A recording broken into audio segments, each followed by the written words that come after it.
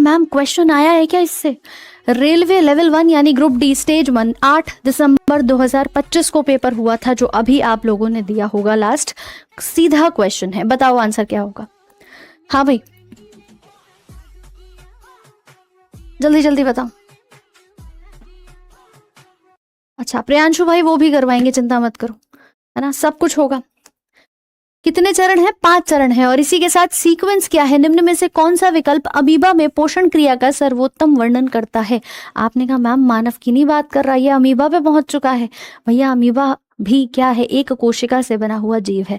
कहानी वहां भी सेम होगी। क्या होगी मैम? पहले इंजेशन होगा, यानी सबसे पहले भोजन ग्रहण होगा, फिर पाचन, फिर एब्जॉर्प्शन, फिर इजेशन। यहाँ एक स्टेज गायब है, तो हम अपने सवालों के आधार पे सीक्वेंस नंबर ए को सही कर देंगे। Is this clear?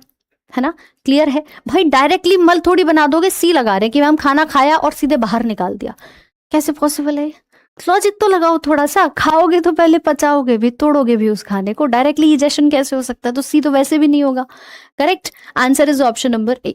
अगला देखिए, ये भी ग्रुप डी 2025 का सवाल है।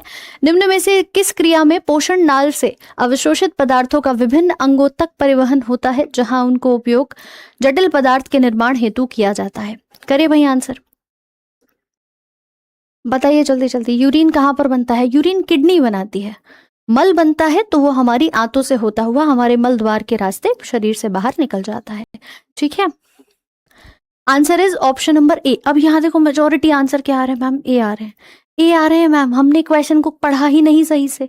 क्यों नहीं पढ़ा भैया? इधर देखो, उसने कहा है process in which absorbed substances, digested नहीं कह रहा, वो एब्जॉर्ब्ड कह रहा है। यानी मैम इंजेशन हो चुका है, इंजेशन के बाद डाइजेशन हो चुका है, पाचन भी हो गया, और पाचन के बाद एब्जॉर्प्शन भी हो गया है, अवशोषण भी हो गया। इसका मतलब एब्जॉर्ब सब्सटेंस जो है वो एलिमेंट्री कैनाल से ऑर्गन्स के पास जा रहे हैं। तो अगला चरण क्या होगा इसका?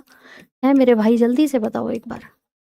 भाई तुम्हारी जल्दबाजी ही ना रेलवे ग्रुप डी के इतने आसान सवाल को गलत कराएगी, मानते हो कि नहीं? आंसर विल बी एसिमिलेशन, स्वांगीकरण कहा जाता है। क्वेश्चन का पहला ही वर्ड क्या कह रहा है कि मैम एब्जॉर्ब्ड सब्सटेंसेस, अवशोषित पदार्थ कहाँ जा रहे हैं? विभिन्न अंगों तक जा रहे हैं। इस विधि में हमारे ब्लड से टिश्यू और टिश्यू से होते हुए कोशिकाओं तक जितने भी आपके एब्जॉर्ब्ड सब्सटेंसेस हैं वो पहुंच जाते हैं। अब बात समझ आई? अब बात समझ आई? लेटेस्ट सवाल है मैम, कर दिए हो गलत। ठीक है, तो answer will be option number D यहां पर हो जाएगा। फिर वो बोलता है कि अब ये वाले पदार्थ कोशिकाओं तक पहुंच गए, मल को निकालने की क्रिया को क्या कहोगे? तो इजेशन हो जाएगा। करेक्ट है, इजेशन यहां पर हो जाएगा। ठीक है, नेक्स्ट क्वेश्चन देखिए, पाचन तंत्र में भोजन के संचरण का सही क्रम कौन सा है? Correct order of movement of food in the digestive tract. हाँ भाई बताओ जल्दी से, सही एक क्रम कौन सा होगा? केमिस्ट्री कब पढ़ाओगे? बायो खत्म हो जाए उसके बाद केमिस्ट्री करेंगे।